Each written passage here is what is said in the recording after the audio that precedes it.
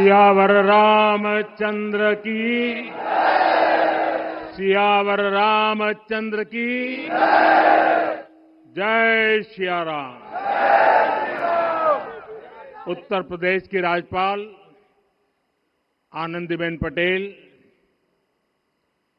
राष्ट्रीय स्वयंसेवक संघ के परम पूजनीय सरसंघ चालक डॉक्टर मोहन भागवत जी, उत्तर प्रदेश के मुख्यमंत्री योगी आदित्यनाथ जी, श्री राम जन्मभूमि तीर्थ क्षेत्र ट्रस्ट के अध्यक्ष पूज्य महंत नृत्य गोपाल दास जी, पूज्य संत समाज, यहां पधारे सभी भक्तगण, देश और दुनिया से इस ऐतिहासिक पल के साक्षी बन रहे कोटि कोटि राम भक्त, देवी और सज्जनों, आज अयोध्या नगरी भारत की सांस्कृतिक चेतना के एक और उत्कर्ष बिंदु की साक्षी बन रही है। आज संपूर्ण भारत, संपूर्ण विश्व राममय है।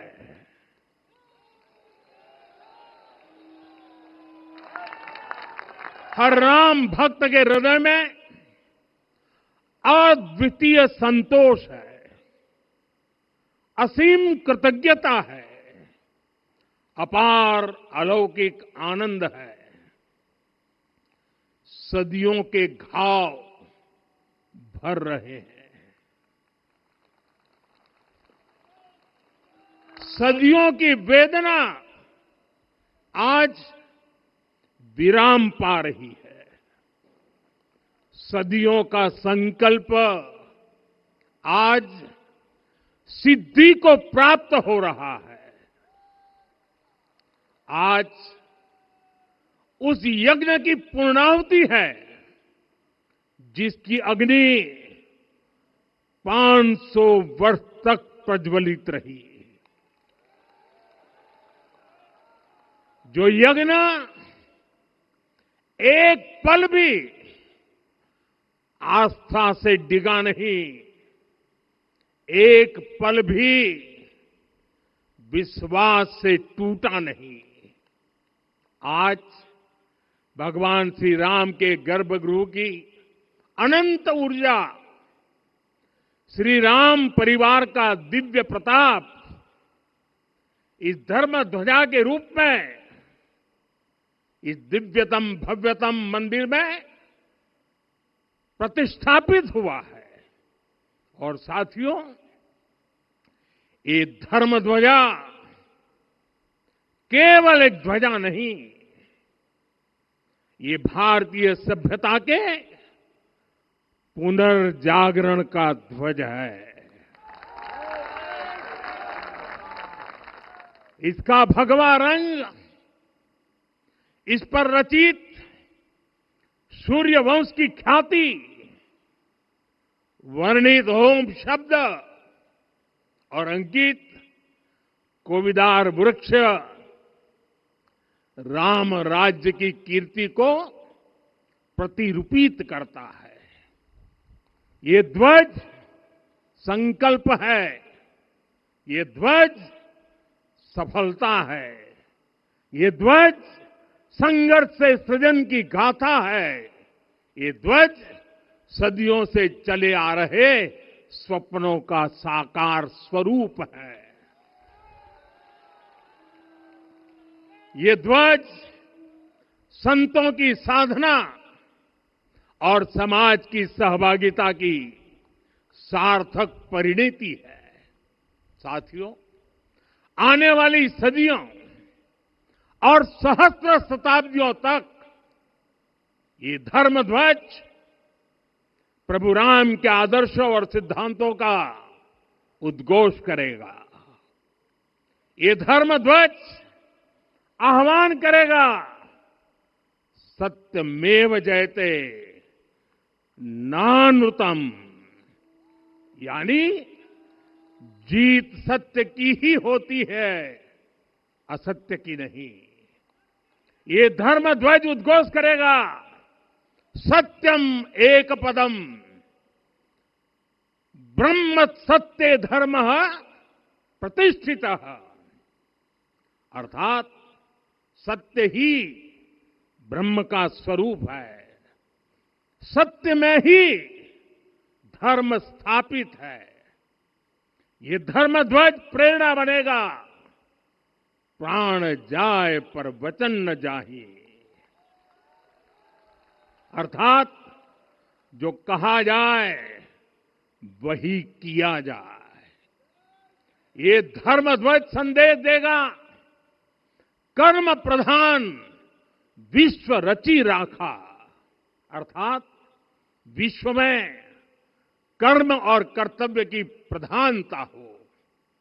ये धर्म ध्वज कामना करेगा, बैर न विग्रह आस न त्रासा, सुखमय ताहि सदा सब आशा, यानी भेदभाव, पीड़ा परेशानी से मुक्ति, समाज में शांति और सुख हो। ये धर्म ध्वज हमें संकल्पित करेगा, नहीं दरिद्र कोउ दुखी न दीना, यानी हम ऐसा समाज बनाएं जहां गरीबी न हो, कोई दुखी या लाचार न हो।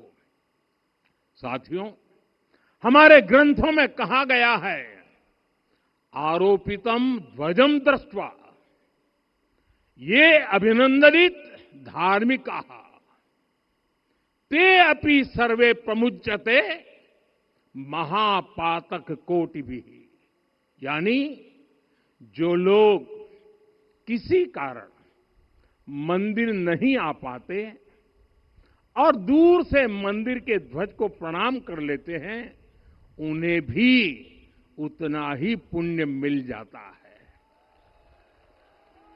साथियों, ये धर्म ध्वज भी इस मंदिर के ध्येय का प्रतीक है।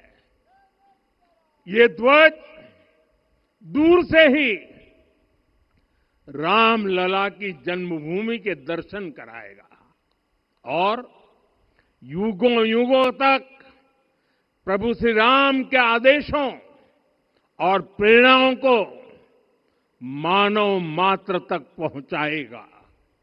साथियों, मैं संपूर्ण विश्व के करोड़ों राम भक्तों को इस अविस्मरणीय क्षण की, इस अद्वितीय अवसर की हार्दिक शुभकामनाएं देता हूं। मैं आज उन सभी भक्तों को भी प्रणाम करता हूं, हर उस दानवीर का भी आभार व्यक्त करता हूं जिसने राम मंदिर निर्माण के लिए अपना सहयोग दिया। मैं राम मंदिर के निर्माण से जुड़े हर श्रमवीर, हर कारीगर, हर योजनाकार, हर वास्तुकार, सभी का अभिनंदन करता हूं। साथियों, अयोध्या वह भूमि है जहां आदर्श आचरण में बदलते हैं। यही वह नगरी है जहां श्री श्री राम ने अपना जीवन पथ शुरू किया था। इसी अयोध्या ने संसार को बताया कि एक व्यक्ति कैसे समाज की शक्ति से, उसके संस्कारों से पुरुषोत्तम बनता है।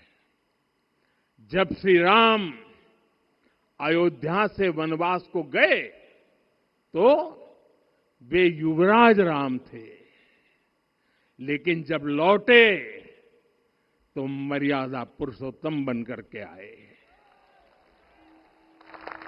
और उनके मर्यादा पुरुषोत्तम बनने में महर्षि वशिष्ठ का ज्ञान, महर्षि विश्वामित्र की दीक्षा, महर्षि अगस्त्य का मार्गदर्शन, निषाद राज की मित्रता, मां शबरी की ममता, भक्त हनुमान का समर्पण, इन सब की अनगिनत ऐसे लोगों की महत्वपूर्ण भूमिका रही है।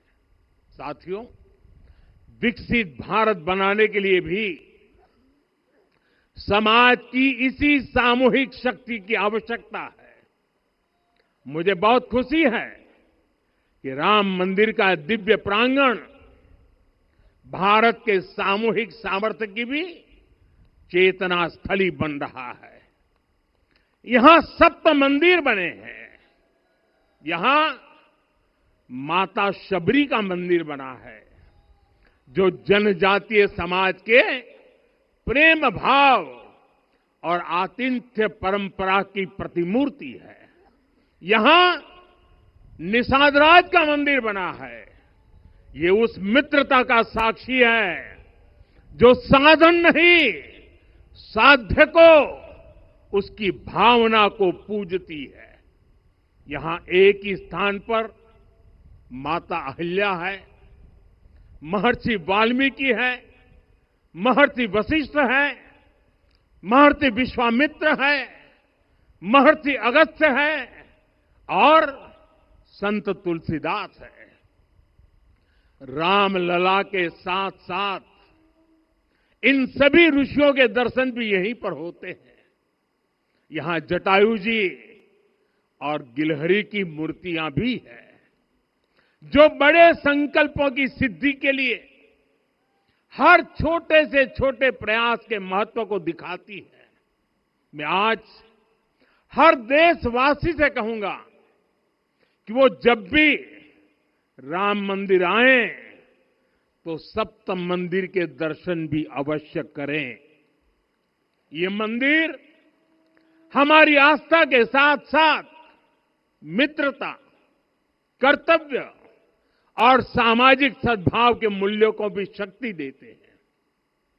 साथियों, हम सब जानते हैं हमारे राम भेद से नहीं, भाव से जुड़ते हैं। उनके लिए व्यक्ति का कुल नहीं, उसकी भक्ति महत्वपूर्ण है।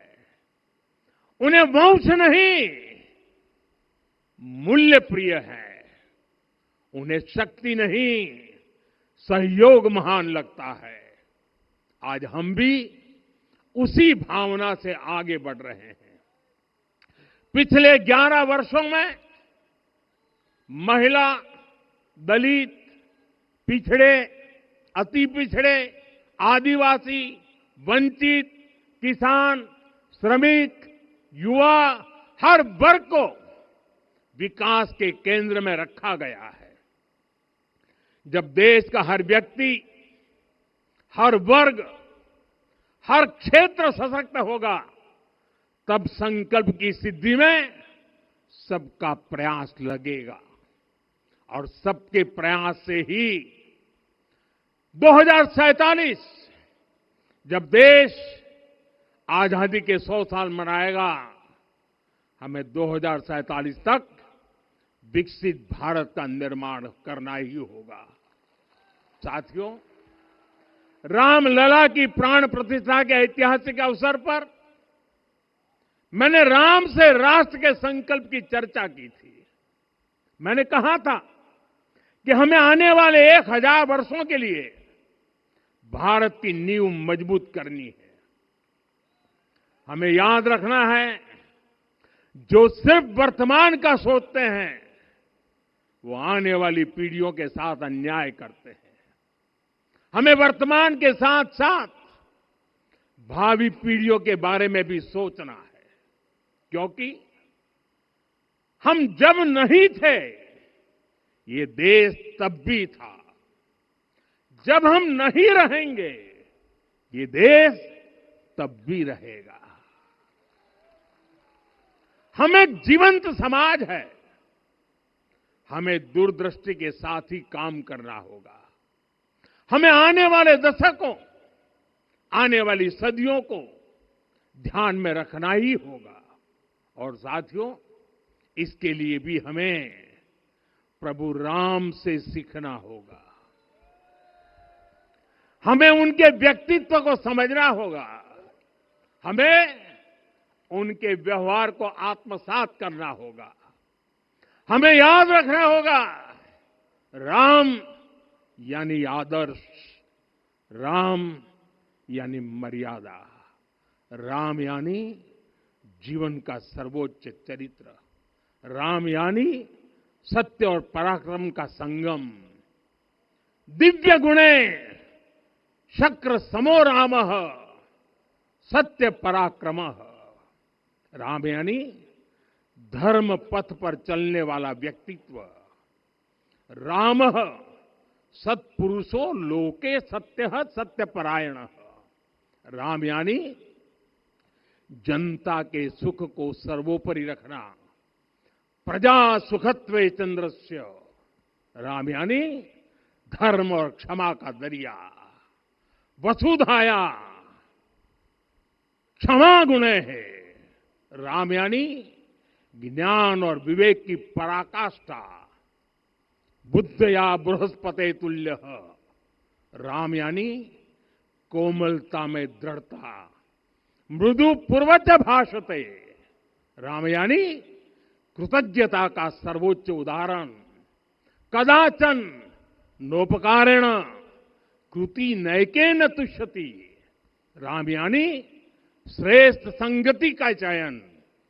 शीला वृद्धे ज्ञान वृद्धे वयोवृद्धे च सज्जने। राम यानी विनम्रता में महाबल। वीर्यवान च वीर्यण महता स्वेन विस्मितः। राम यानी सत्य का अडिग संकल्प। न च अनुत्र कथो विद्वान। राम यानी जागरूक, अनुशासित और निष्कपट मन। निस्तिंद्र अपम्रत च स्वदोष परदोषवित। साथियों, राम सिर्फ एक व्यक्ति नहीं, राम एक मूल्य है, एक मर्यादा है, एक दिशा है। अगर भारत को साल 2047 तक विकसित बनाना है, अगर समाज को सामर्थ्यवान बनाना है, तो हमें अपने भीतर राम को जगाना होगा। हमें अपने भीतर के राम की प्राण प्रतिष्ठा करनी होगी। और इस संकल्प के लिए आज से बेहतर दिन और क्या हो सकता है। साथियों, 25 नवंबर का यह ऐतिहासिक दिन अपनी विरासत पर गर्व का एक और अद्भुत क्षण लेकर आया है। इसकी वजह है धर्म ध्वजा पर अंकित कोविदार वृक्ष। ये कोविदार वृक्ष इस बात का उदाहरण है कि जब हम अपनी जड़ों से कट जाते हैं तो हमारा वैभव इतिहास के पन्नों में दब जाता है। साथियों, जब भरत अपनी सेना के साथ चित्रकूट पहुंचे तो लक्ष्मण ने दूर से ही अयोध्या की सेना को पहचान लिया।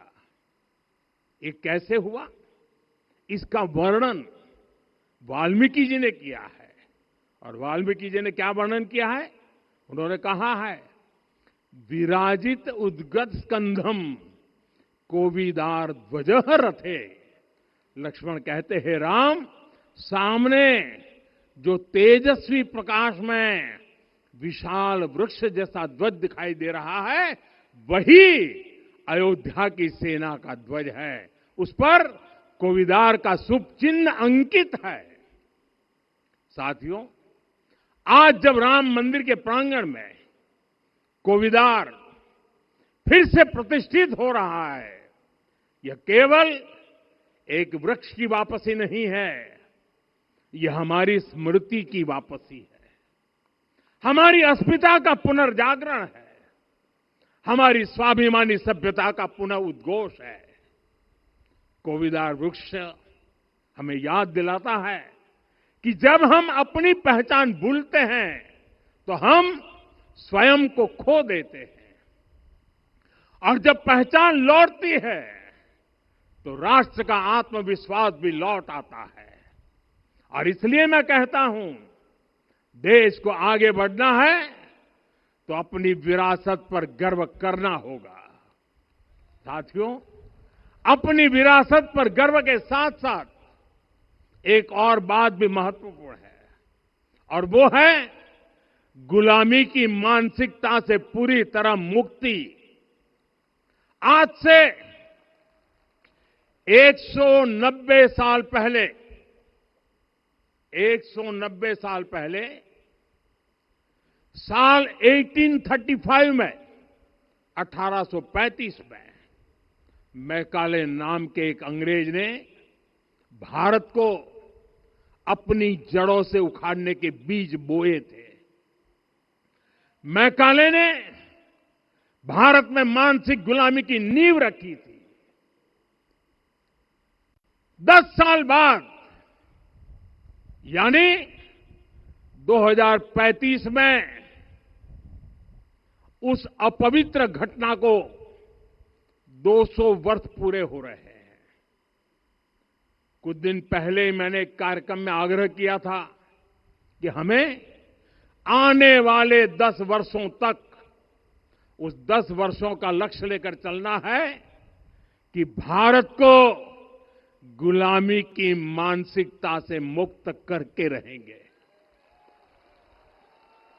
साथियों, सबसे बड़ा दुर्भाग्य यह है कि मैकाले ने जो कुछ सोचा था उसका प्रभाव कहीं व्यापक हुआ। हमें आजादी मिली, लेकिन हीन भावना से मुक्ति नहीं मिली। हमारे यहां एक विकार आ गया कि विदेश की हर चीज, हर व्यवस्था अच्छी है और जो हमारी अपनी चीजें हैं उनमें खोट ही खोट है।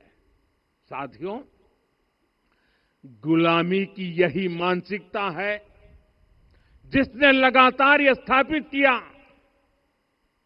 हमने विदेशों से लोकतंत्र लिया। कहा गया कि हमारा संविधान भी विदेश से प्रेरित है, जबकि सच ये है कि भारत लोकतंत्र की जननी है, मदर ऑफ डेमोक्रेसी है। लोकतंत्र हमारे डीएनए में है। साथियों, अगर आप तमिलनाडु जाएंगे तो तमिलनाडु के उत्तरी हिस्से में उतिरमेरूर गांव है। वहां हजारों वर्ष पहले का एक शिलालेख है। उसमें बताया गया है कि उस कालखंड में भी कैसे लोकतांत्रिक तरीके से शासन व्यवस्था चलती थी, लोग कैसे सरकार चुनते थे।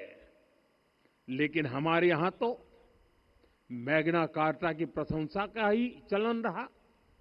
हमारे यहां भगवान बसवन्ना, उनके अनुभव मंटपा की जानकारी भी सीमित रखी गई। अनुभव मंटपा यानी जहां सामाजिक, धार्मिक और आर्थिक विषयों पर सार्वजनिक बहस होती थी, जहां सामूहिक सहमति से निर्णय लिए जाते थे। लेकिन गुलामी की मानसिकता के कारण इस भारत की कितनी ही पीढ़ियों को इस जानकारी से भी वंचित रखा गया। साथियों, हमारी व्यवस्था के हर कोने में गुलामी की इस मानसिकता ने डेरा डाला हुआ था। अब याद करिए, भारतीय नौसेना का ध्वज सदियों तक उस ध्वज पर ऐसे प्रतीक बने रहे जिनका हमारी सभ्यता, हमारी शक्ति, हमारी विरासत से कोई संबंध नहीं था। अब हमने नौसेना के ध्वज से गुलामी के हर प्रतीक को हटाया है। हमने छत्रपति शिवाजी महाराज की विरासत को स्थापित किया है। और ये सिर्फ एक डिजाइन में बदलाव नहीं हुआ, ये मानसिकता बदलने का क्षण था। ये वो घोषणा थी कि भारत अब अपनी शक्ति अपने प्रतीकों से परिभाषित करेगा, न कि किसी और की विरासत से। और साथियों, यही परिवर्तन आज अयोध्या में भी दिख रहा है। साथियों, ये गुलामी की मानसिकता ही है जिसने इतने वर्षों तक रामत्व को नकारा है। भगवान राम अपने आप में एक वैल्यू सिस्टम है। ओरछा के राजा राम से लेकर रामेश्वरम के भक्त राम तक और शबरी के प्रभु राम से लेकर मिथिला के पाहुन राम जी तक भारत के हर घर में, हर भारतीय के मन में और भारतवर्ष के हर कण कण में राम है। लेकिन गुलामी की मानसिकता इतनी हावी हो गई कि प्रभु राम को भी काल्पनिक घोषित किया जाने लगा। साथियों, अगर हम ठान लें अगले 10 साल में मानसिक गुलामी से पूरी तरह मुक्ति पा लेंगे और तब जाकर के ऐसी ज्वाला प्रज्वलित होगी, ऐसा आत्मविश्वास बढ़ेगा कि 2047 तक विकसित भारत का सपना पूरा होने से भारत को कोई रोक नहीं पाएगा। आने वाले 1000 वर्ष के लिए भारत की नींव तभी सशक्त होगी जब मैकाले की गुलामी के प्रोजेक्ट को हम अगले 10 साल में पूरी तरह ध्वस्त करके दिखा देंगे। साथियों, अयोध्या धाम में रामलला का मंदिर परिसर भव्य से भव्यतम हो रहा है और साथ ही अयोध्या को संवारने का काम लगातार जारी है। आज अयोध्या फिर से वह नगरी बन रही है जो दुनिया के लिए उदाहरण बनेगी। त्रेता युग की अयोध्या ने मानवता को नीति दी। 21वीं सदी की अयोध्या मानवता को विकास का नया मॉडल दे रही है।